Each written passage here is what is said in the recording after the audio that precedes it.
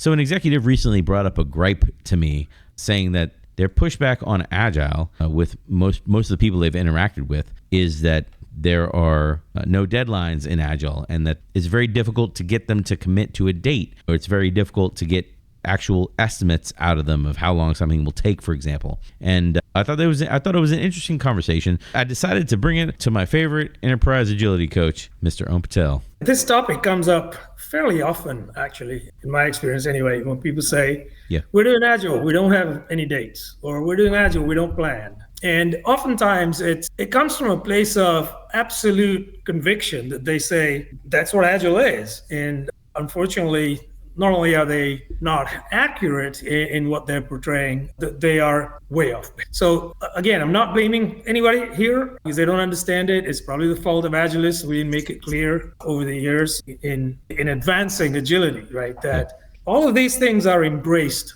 with the approach of being agile. It's just that what we don't do is we don't look at something that isn't understood, isn't known, is too far in the future, etc., and lock down all sides of the classic iron triangle. So when there are no dates, well, they complain about that typically because they come from a project management orientation where you have lots of dates, right? You have Gantt charts and you have dates, you have milestones for the whole project that somebody dreamt up one day. And maybe they didn't just, I don't want to necessarily say that they're wrong in what they're coming up with, but they're wrong in what they're coming up with. They may look at analogous projects, like we've done this project before, something very similar. So based on that, we think that this one is going to take something similar, right? Okay, I understand. The rationale is there. However, then you go back to that and the very same project management folks define a project as something being very unique. Every project is unique. Ergo, you cannot really relate to projects. Even if you've done a similar one before, there are lots of factors there. So dates, yes, definitely. I can understand the gripe about there are no dates. And that's possibly because they've been told that by somebody who is an agilist to say, we don't have dates in Agile. We only plan 2-week sprints, which is actually not correct. Correct that we plan 2-week sprints. It's not correct that we can't have dates, right? Agile doesn't mean there's no planning, which is the other thing that people say. You're Agile, you don't plan. No, we absolutely plan, right? We just plan differently. Let's stick with the no deadlines as just to pick one of the gripes. So bringing my product management hat to the arena here. To the arena? I don't like, that's weird. I'm gonna insert like a little Captain Kirk fighting the green guy thing here. Bringing my product manager hat, what I hear, not committing to deadlines, what I hear with that is lack of predictability. That's what I hear with that. I hear a lack of predictability, meaning you can't tell me when things are going to be done by certain date. You can't align milestones. The first thing I'll always say when challenged on this is I can hit any date. Show me a Gantt chart. I can hit every single date on that Gantt chart 100% of the time. And people will scoff and say, you're being ridiculous, Brian. Stop being you or whatever. But it's true. I can break work down to a granular point where I can hit the deadline. It's just is what the customer is receiving by that deadline that you set, often arbitrarily. Is that actually going to solve a customer problem? When I hedge that much to bring this up, I think we're both already shaking our heads like, well, no, probably not. And that's if we even understand the problem by the time we set that milestone, right? But I can hit a milestone 100% of the time. That's part of it. Yeah, absolutely. I agree. You can definitely hit a milestone. It's just what you're getting, right? You may not even get a functioning product or a product increment by that milestone, but you can hit it, right? And even if you did get it to be a functional release or whatever, the question is, what are you really delivering, right? What suffers as a result of you just having to meet that specific deadline, right? What gives? Have you had enough feedback from the customer by that time and incorporated that into the product? Do you have good quality of the product, right? That's usable. There's a term that comes to mind. It's fit for purpose. Is it fit for purpose, right? Oftentimes people devolve the conversation into bugs and escape defects and things like that. But I always come back to that and say, is the customer agreeing that this is fit for purpose as a release by that day? Right. If they are, then great, you've met it. But trying to do that arbitrarily, just literally just taking a random date on a calendar and say, on this date, we'll have a release. You're not going to meet that. And that's going to contribute to what you started with, which is lack of predictability. All that's going to happen is that executives going to keep getting disappointed and say, you keep missing deadlines, right? Because those deadlines are not grounded in anything. Yeah. They're completely random. The interesting part about this is that when you're talking about things that lead to lack of predictability, what I'm hearing is lack of a strong product presence. I think there's a lot of people that are trying to do this without asking more from the business, more meaning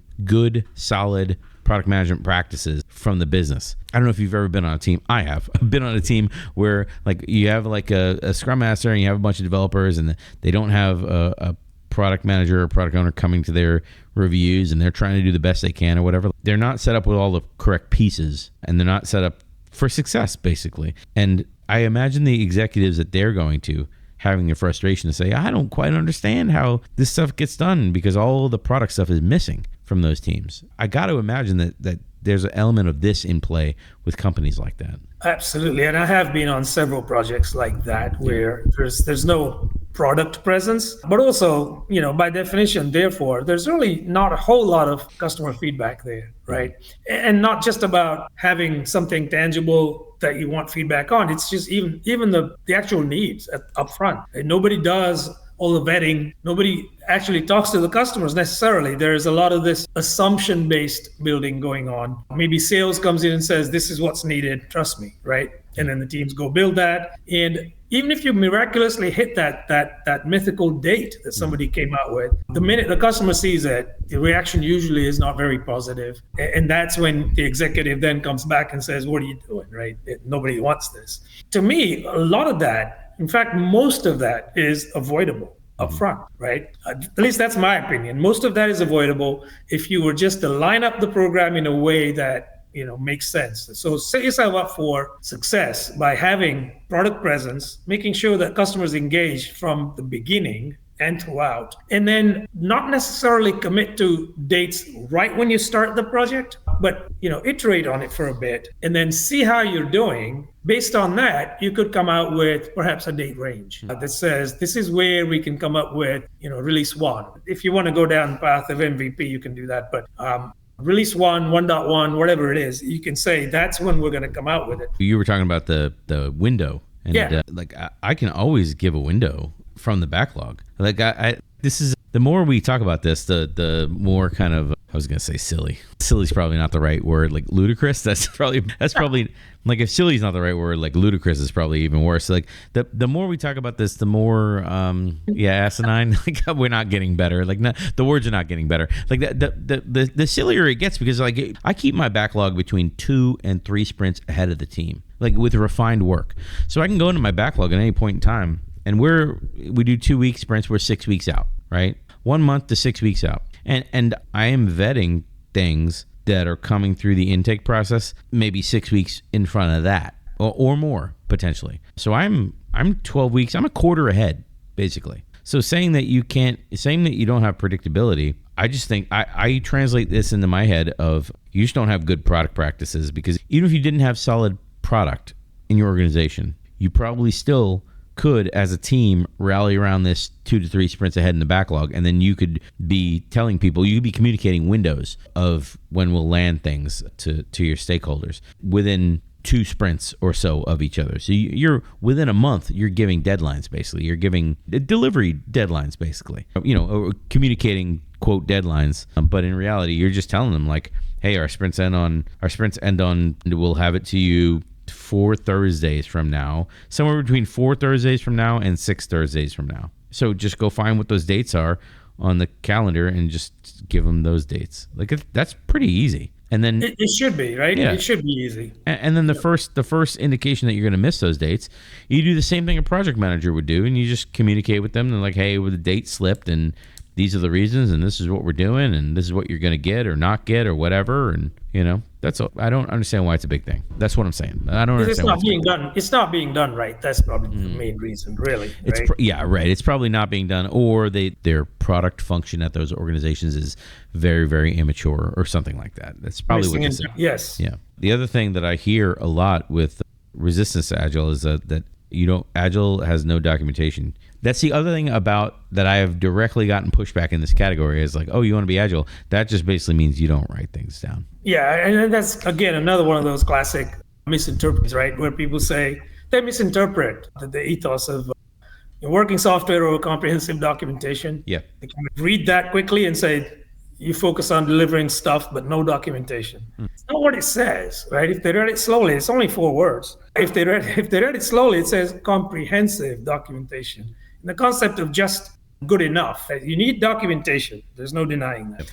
But you don't necessarily need reams and reams and reams of documentation, as was the case in years past, where documentation actually was a deliverable. Unless it was met as a deliverable, the project wasn't. Yeah, right. You need just enough documentation to use the product, to be able to support it, to be able to use it, etc. If you have just enough, then that's good enough. And now people say, well, what does that mean, just enough, right? It can mean anything from notes that are legible, understandable. It doesn't have to be formatted, and it doesn't have to be done that way unless the customer is asking for that. If they're asking for it, then fine. But people misunderstand the point that Agile does not mean zero documentation. It means just enough documentation, right? And maybe I think that principle could be reworded to say that. Just in time. Yeah, just in time or just enough, but you don't need to go crazy over it. I think everybody who might be listening to this podcast is going to be like, yeah, documentation, whatever. Everyone knows, like, yes, we document, but we're not going to hold the whole quote project up on the documentation being done, which I remember like the early days of my career. I remember like, oh, the documentation is not done. We can't close, basically close the financials or whatever. We can't book the money because we're waiting on documentation, or, which is, everyone is like, that's ludicrous.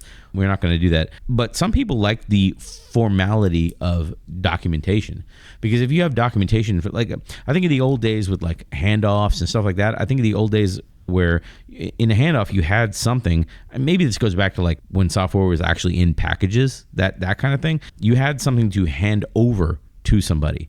You had like a comprehensive user guide that detailed all the functions of the software or something like that. I think of like delivering an API without the documentation. Like, you can't deliver an API without the documentation. So some documentation is required, but I can deliver you one single endpoint to the API with documentation for that little endpoint. So you could argue like, well, it's so tiny because it's little, but the documentation has been done at the same time. Like, that would be an example of where you would do documentation and the software together, right? Yeah, that's a great point. That's exactly what I had in mind when I said just enough, right? Yeah. So if it's just one endpoint, then that documentation, that little piece of documentation that you deliver covers that endpoint, and that's enough. And you just add to it and iterate over time, right? So the entire payload, for instance, doesn't have to be completely documented, especially if the documentation happens after the fact, which used to be the case, right, in the old days, because people, to your point, people were looking to close the project, and that formal step of closing the project was called administrative closure, right? Project management speak. And until that happened, money wouldn't change hands. So there'd be a lot of pressure on people to complete the documentation. And again, the quality, et cetera, was pretty dubious, but they completed it just to get that checkbox and then say, pay us, basically. So yeah, I agree. I think this is a great example of how you could deliver just enough documentation. If you keep iterating on it, then that's all that's needed. It's the endpoint that's usable. Great, perfect. You met your mission. Oh man, I remember they would try to roll on a documentation person for a period of time and then try to roll them off after they've delivered whatever. Like the thinking was the documentation has been delivered. We never need to change it ever again. Kind of like the software's been delivered. We can fire the whole team now because we'll never have to change it again, which is just a ludicrous way of thinking. But again, the actual documentation aside, the formal delivery of it and those handoff events where you had sign off and you had like, hey, we hit this milestone, and then the project manager communicated that out to everyone, and they sent forms out in triplicate and climbed from the highest hills, and the hills were alive with the sound of music or whatever. Like that broadcasting of a milestone being completed. I think that is what certain executives... It's ceremonial to them, because in the bad old days, I think they were bad old days, there would be phase gate reviews with these executives. They all be huddled around the boardroom table, and the project manager would present what's been met for that phase, and then they'd be grilled to be Q&A. All of that formality is missing now, right? Because we're delivering frequently, right. We're delivering on a cadence, and we don't necessarily have those phase gate approval processes anymore. So we don't have a project manager or anybody really announcing those off the ropes, right? And that is something that people miss, perhaps. Oh, I was going to say also, they don't, all the people that used to be in the room at like a management level, like now they don't have the forum anymore to interact with the product. You know, I mean, this is turning out to be an anti-product management podcast. But like, again, like if your product people are not getting the right people in the room for the demos, I guess I can put Scrum Master's feet to the fire on this as well a little bit. Like if you don't have the right stakeholders in the room and you're not doing a great job at stakeholder management, that's when you run foul of this issue.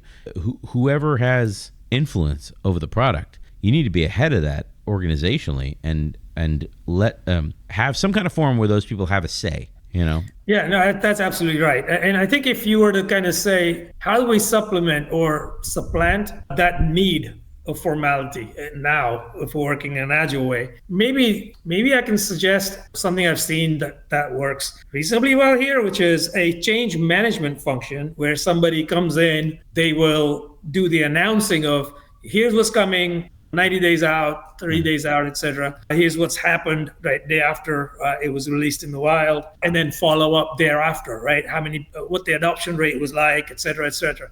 That whole communication that happens over time could be really that pacifier that kind of substitutes in the formality, but it's not a point in time event. It's multiple events over multiple points in time under the guise of change management, especially if you're in a regulated industry. The other thing that I'm going to keep us trucking along. The other thing about lack of documentation, lack of formality, basically lack of process. That's sort of what they're complaining about. The other thing along with that is I have heard in my career a lack of long-term planning. For example, where I threw out earlier where I was like, well, it's a benefit to be in 6 weeks ahead with my team because we're in 2-week sprints and I can go 2 to 3 sprints. And then I'm also doing discovery, potentially 2 to 3 sprints in front of that. So I'm 12 weeks out, but I'm not much further out than that.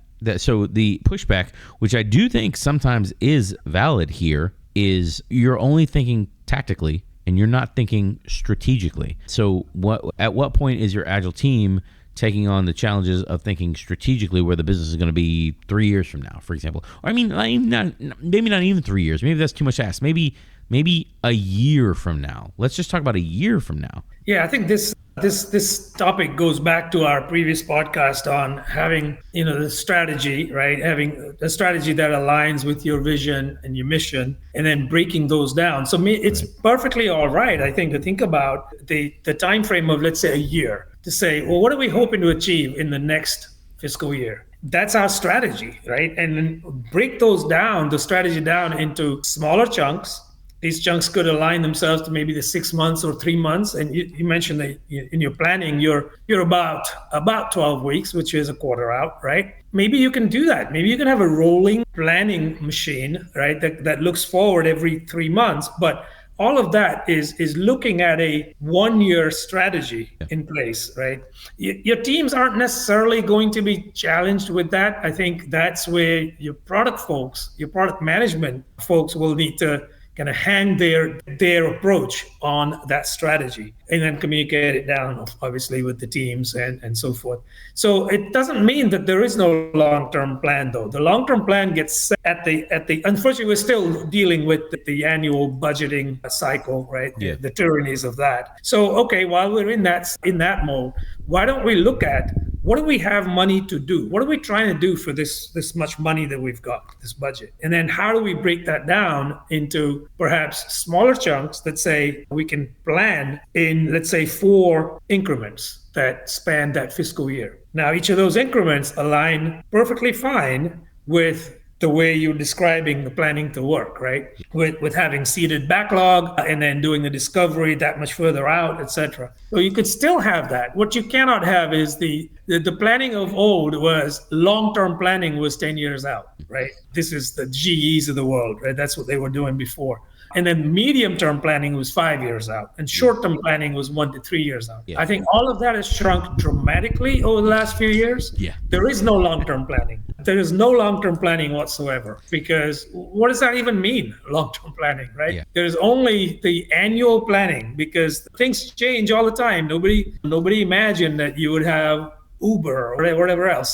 So that's, I think the cycles have shrunk dramatically, but it doesn't mean that you cannot have planning that's beyond just the 2 week. Oh boy, like talk about stuff getting like cut out of the podcast, Batman. Like 5 years is beyond most people's thinking. You might as well go to Mars at that point, because nobody can even think at that level anymore. And if you have plans, they're basically invisible to everybody, because as you accomplish your milestones, nobody can even live at that speed. We should be planning to that, but I don't know. If you have plans that are 10 years out, they're pretty coarse, and they're not really all that well defined at all. They can't maybe. But I mean, like missions don't change that often. I think maybe like going back to our mission and vision podcast, like missions don't change that often. So you should have goals that align with the mission of your organization and the vision of your organization. And I can't imagine that those change every 2-3 years. They probably go longer than that. So like, I don't know if this is just people shortcutting things because they're living quarter to quarter, because that's the way the stock market works or whatever, or if this is just some kind of deep-rooted rot in the system that is kind of taking hold. It's probably both, because those execs that are planning that far ahead, like say 3 to 5 years, they won't be in that position 3 to 5 years. Yeah. Now we're up against the Deming podcast, because that's what he warned. 18 months, 2 years is too often for your executives to move around. It's way, way, way too fast for your executives to move, because you can't implement. You can barely even change the system inside of that time frame. True. Very true. He was one smart dude. The other thing that goes along with kind of what we're talking about now, sort of loosely, is I've had development teams engage with me. That's my nice way of saying fight. I've had development teams engage with me about, hey, if we're only ever building agile development, right? Getting something out every sprint. If we're only ever building something that has to be delivered every sprint, then we can never kind of take a step back and consider the whole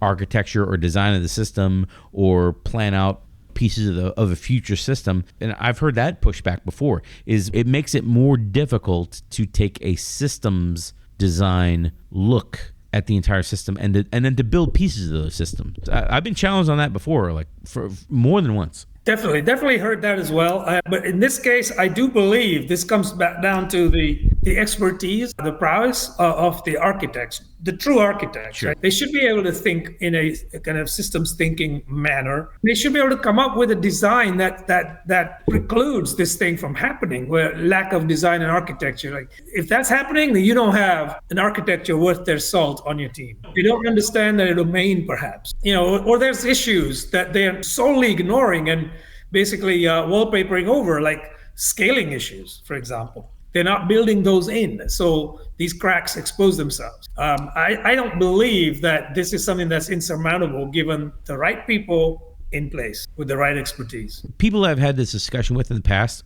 they have a good way to say it. They have a lack of understanding of the difference between refinement and sprint planning. I will say a lot of times, because refinement is me. The product manager, I own refinement. That's my opportunity to punch ahead for the roadmap, to connecting the strategy, a lot of different things in refinement. And sometimes I'll use entire refinements, often with my team in the room, with my full team in the room, to do nothing but talk about how what we're about to build fits into a larger architecture, or to talk about a future architecture that does not yet exist, that we are building the first piece of, and how we'll have to build a much, much, much larger system in the future. But the first version is going to have none of that, because we're trying to get to market. We're trying to prove people want this product. We're trying to prove it is valuable and solves a problem. And so there's like a little tiny version, and then there's the full-blown version. And a lot of developers, like very senior people in their careers, have challenged me to say, why would we build this tiny sliver that doesn't do X and Y and Z when we know that anyone who joins is going to want X and Y and Z. But I've had that argument many, many times. It would be a spirited discussion at the least. Yeah. Yes. And I can understand how that would happen with developers that really they think they know what's needed, right? So you're in a perfect position as a product person to be able to say, we're testing the market this way, right, essentially. But yeah, you're right. If they were to just go and just sit there and develop everything before delivering anything, then that wouldn't be Agile, right? So yeah, it behooves all of us as Agilists to convince developers to say, look, we want to show this to our customers. Let them tell us which pieces of the puzzle should be exposed to which teams, right? They can come back and say, well, maybe we want some people to be able to see things but not change things. Okay, well, now we've learned something about their intended use. So we go build that. We know the pieces, we have the pieces, right, to build it. This is typical of most of these applications that you put people in groups, et cetera, and you provide them with group permissions and whatever else. But let's not assume that they want something and then try and build that ahead of time. So it falls under the guise of deliver it, solicit feedback, and then rinse and repeat. I feel the complete opposite side of this is executives saying, I don't like Agile because I can't lock down the scope before you begin something. To say, well, the opposite. This is the opposite, because the last thing we talked about is, hey, we're going to start building a tiny sliver of the system, and we know there's a big system that needs to be supported. And then the other side of this is, I don't want you building a big system. I want you to tell me everything you're about to build. And my product pushback to this usually is like, I can't tell you what I'm about to build because I have no idea. I don't know how much is going to be enough and when we can stop. But all I know is this is the business's number one strategy, number one customer problem, number one priority. We're going to stay on this until we all agree unanimously that we are done, right? Until the metrics match and the customers are happy and the money is coming in, until we all agree we're done and we want to pivot to something else. And not only know what all there is to build, maybe the customer also doesn't know. They learn along the journey themselves, right? So if you show them something and you have a discussion with them every time, they may say, oh, well, can we do this? Yes, or maybe not. Maybe we can do this instead. You know what I mean? So that's how the product evolves in tandem with the customer sometimes. They don't necessarily have a clear idea every piece of functionality ever needed in the product by them, right? They don't necessarily know that. An executive who says, we need to know everything that needs to be built, obviously is not coming from a place of agility, right? They're coming from perhaps they're part of the old guard. They're saying, well, we need everything written down. That way we know we're cutting the risk. Ultimately, you got to figure out why they're asking the question, right? And I think 9 times out of 10, they're trying to cut the risk of scope creep, essentially. They want to lock in the scope and say, all of these things are what we have to deliver. And anything outside of that, by definition, we're not going to deliver. But that's kind of premature, because maybe something outside of that is exactly what the customer wants. Through discovery over time, they decide they want this other piece of functionality that they didn't even imagine on day one. So 2 things here. One is, if you're worried about locking down the risk, you're locking down the wrong risk. You're locking down the risk of scope creep, supposedly, whereas we should really be, the classic words are welcome changing requirements even late in the process, right? But the risk you should be worried about is not delivering something that the customer really wants, right? So flip that on its head and say, let's engage with them, right? And let's build something, even if it's not exactly what they want. We know it's not exactly what they want, but then we can tailor in. It's kind of almost like a homing beacon. Tailor into the process. There's some variance there. We're going to listen to the customer. We're going to pivot every single sprint. The other thing that's on this list that I hadn't thought of until right when I was ready to hit the stop button is testing. Like inadequate testing. Like, hey, we're agile now, and the Scrum Guide says developers do tests. I don't think the Scrum Guide even says that. But so I'm going to fire all my testers, and my developers are going to do testing now. So which obviously, like, it is as much of a train wreck as it sounds, especially if you approach it with that mentality of that flippant, oh, I'll just make my developers test.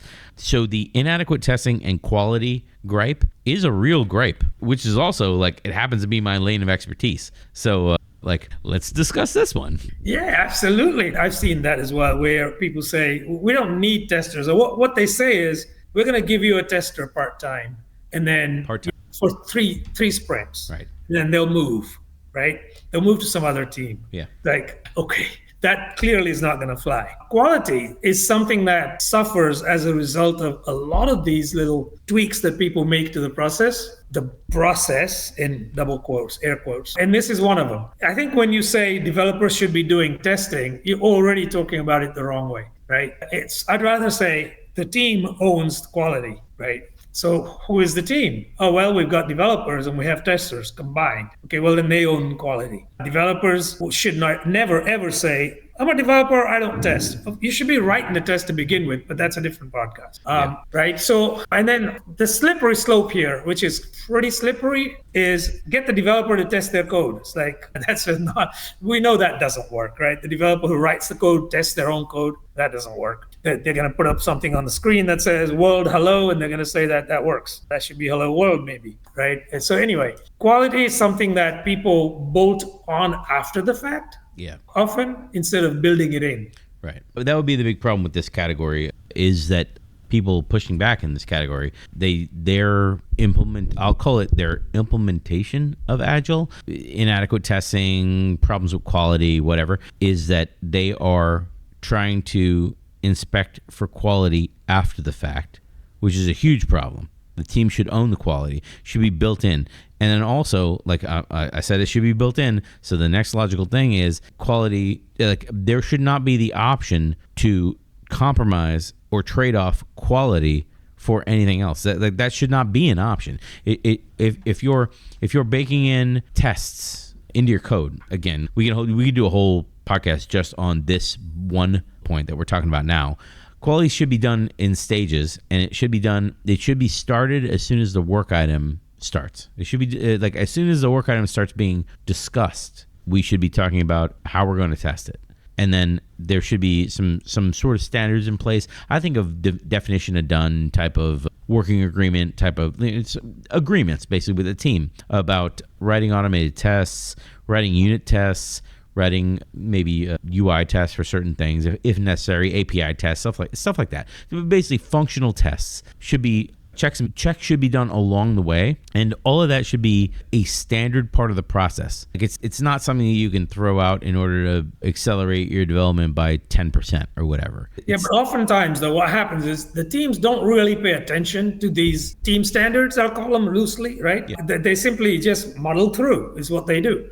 They have testers that test after developers throw things over the wall at them, and then they raise bugs. They don't worry about things like minimum code coverage, for example, or regression every step of the way when it moves through different environments, for instance, things like that. So again, this talks to, I think, largely to the maturity or probably the lack thereof, right, of an Agile team. If a team's been around long enough, they will have figured all this out. Yeah. And then you will have these team standards. And the thing that I watch for is that not only do they exist, but then what happens over time to those things. Teams that are maturing will improve those standards over time. Mm-hmm. And when that's not happening, quality is suffering. You just know that, right? That's interesting because I haven't heard that one before. As your Agile team matures, is your quality maturing as well over time? At least your processes, I would say. Yeah. Well, you know what's funny is 120 something, almost 130 episodes.